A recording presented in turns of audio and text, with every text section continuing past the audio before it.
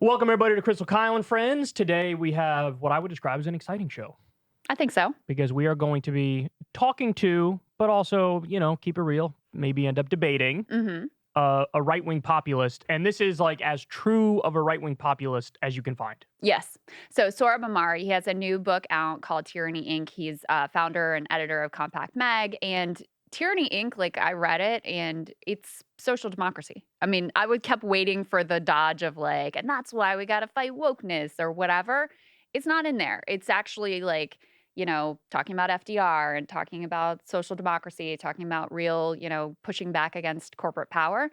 And so the rub is, though, can this even exist on the right? And what makes you, if this is central to your political philosophy, like, why are you even on the right? Now, he's a social conservative, so we'll talk to him about, all these things. But it should be a very interesting conversation. Yeah, but I guess it's like, what do you value more, right? The social Right. conservatism or the economic leftism?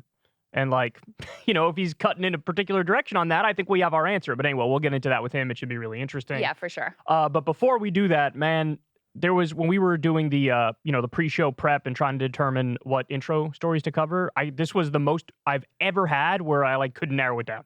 There were just too many stories. Yeah. So we don't have time to get to all of these things, but I just want to bring up a couple of things for people so they know some of the stuff that's going on that we can't get to specifically. But first of all, the Department of Labor officially proposed raising the overtime threshold.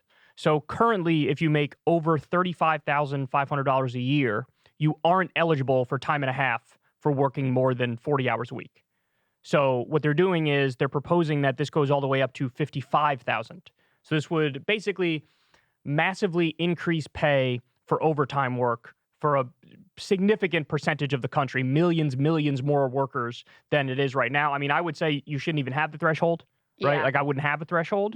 But the fact that they're changing it from about 35,000 to 55,000, that's going to help a lot of people. Yeah, it really is. And apparently the backstory with this was Obama tried to lift the threshold. It ran into some kind of technical difficulty. Then Trump just left it alone and didn't do anything on it. And now the Biden administration is pushing it beyond where the Obama administration was going to do. And this comes on the heels of a huge thing with the NLRB too, which will make it much more easier to unionize. So some good stuff for workers coming out of the Biden administration genuinely this week. Yes. Now, not so good stuff for Rudy Giuliani, though, because he forfeited the defamation lawsuit, which means he lost because he repeatedly smeared and defamed two Georgia election workers who were just doing their jobs. And, he basically said, like, they cheated, they rigged the election, they stole it. We have them on video. We called them all sorts of terrible names. These Compared women, them to drug dealers. It was horrible. they were threatened to the point where one felt like I can't even go to the grocery store. So apparently he has now lost that case, which is honestly the first like big win vis-a-vis everything that went on around January 6th and the fake rigged election stuff. Yeah, and apparently he's already in really dire financial straits because of all of the legal bills that are piling up. But this was really, if you read the details of this, Gross. It was really disgusting. It's a mother and a daughter. They were passing mints to each other while they're doing this civic duty, like going above and beyond as election workers, which you don't get paid to do, which they're doing out of like, a sense of commitment to the community. And this video got passed around right-wing media like crazy. Trump apparently was obsessed with this video and brought it up a million times too, even though Giuliani knew that he was lying, that they were passing mints back and forth. He said it was USB ports and that they were passing them back and forth like they were drug dealers and these were like crack vials or something horrific like that.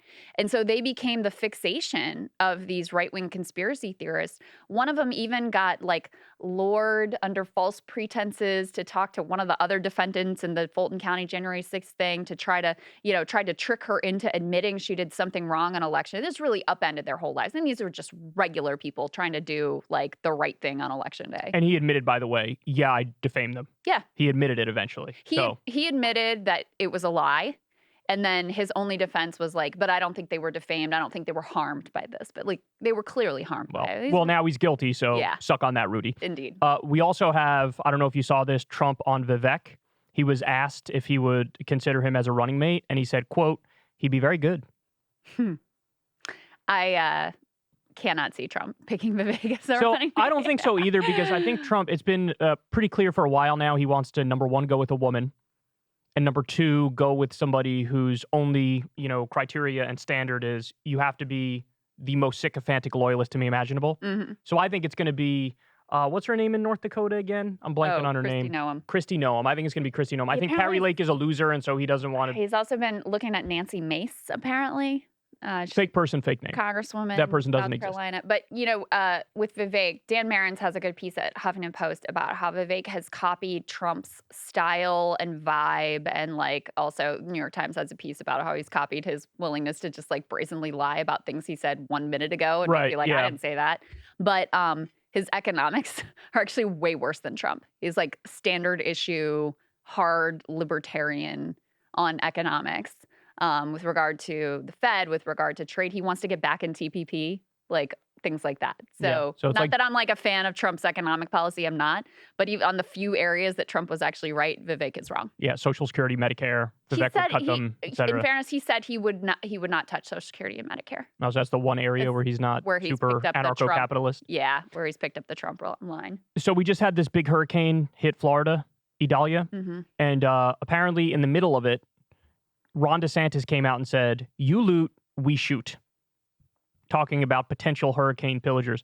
Now, there's many issues with this, but probably the number one issue is nobody was looting anything.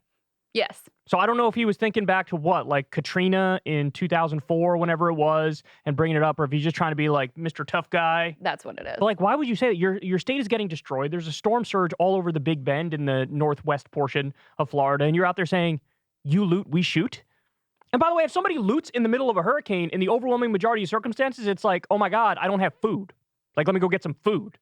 You know what I'm saying? Yeah, but even if it is some just crime of opportunity, social chaos is unfolding, so let me go grab a TV or whatever, they deserve to be executed for that? Yeah, it's not even just arrest them like a normal, person would. Let's murder them for whatever petty crime they committed. Unbelievable. It's gross, obviously trying to use this moment for his political advantage and thinking that the way to appeal to the hearts of the GOP base is by being Mr. Tough Guy, lock him up, etc. So you have some potential huge news on Biden and what he decided to do with marijuana. I remember right before the midterms, he came out and basically said, we're going to do a review, but it's no longer going to be a Schedule I drug. Right. And so they wanted to do some sort of a study. By the way, you didn't need a study.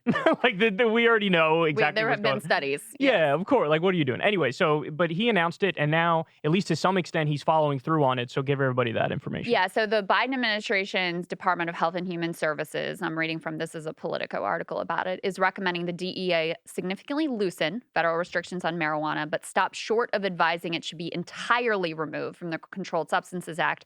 So what they're doing is previously, marijuana had been a Schedule I drug, which is insane. Okay, Schedule I is for the hardest drugs, has the most onerous restrictions on it.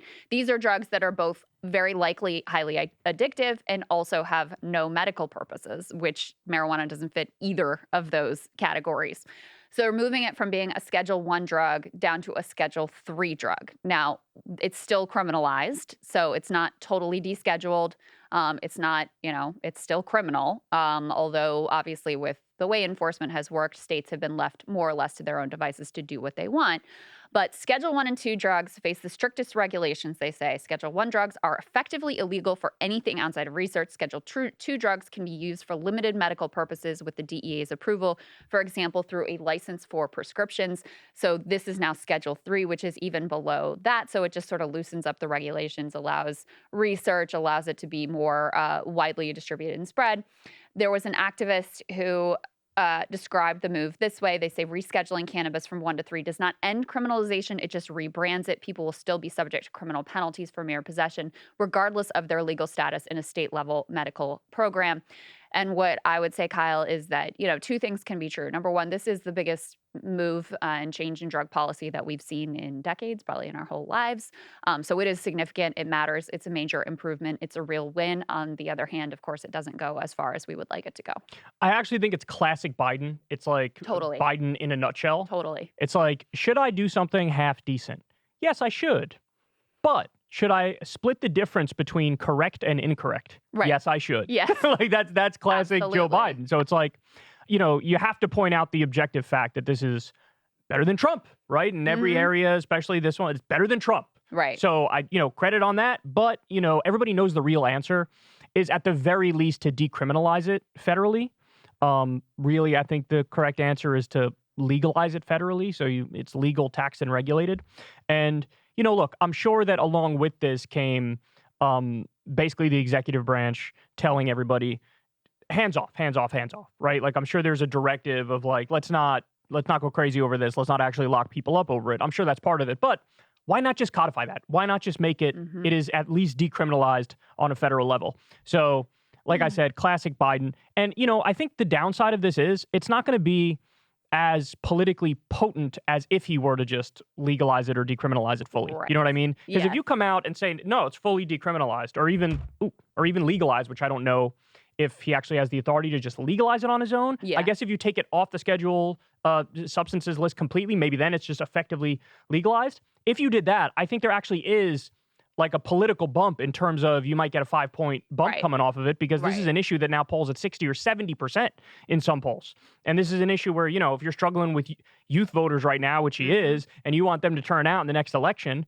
well, this is one of those issues where people go, okay, well, I could point to some very concrete things that he did that I support, and that's one of them. And so good, not good enough, Right. better than Republicans, but, that's the lowest bar of all time.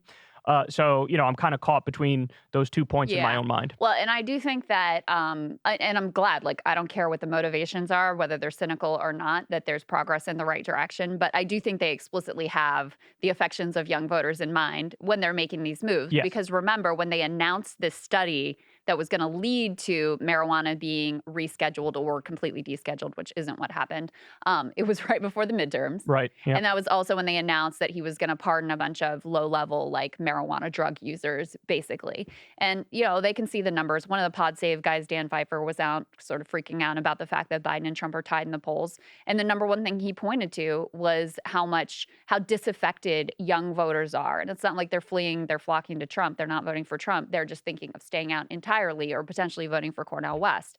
And so they're sounding the alarm about that. I'm sure the administration is looking at this and they're like, what can we do? And so this is one.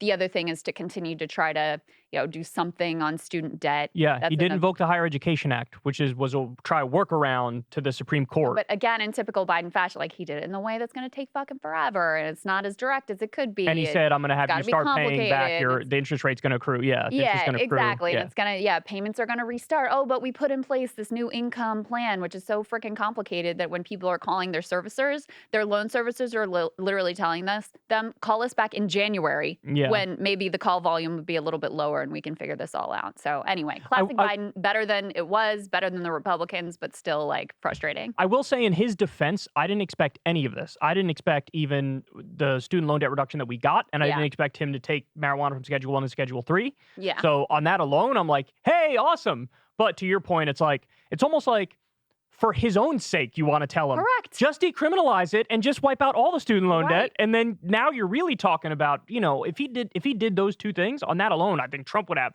no chance. I already think Trump's on the ropes, but that would be like game, set, match, in my opinion. Yeah, but when it's all like complicated, yes, maybe exactly. we get this, maybe we don't, Right. and what does it mean? Schedule 3 versus Schedule 1, it's like you're shooting yourself in the foot, really. Yeah, I think that's true. Hey, y'all, do me a favor and like and subscribe. It helps out big time in the algorithm. Click the bell as well for notifications when videos drop, and watch that video on screen right now. You know you want to.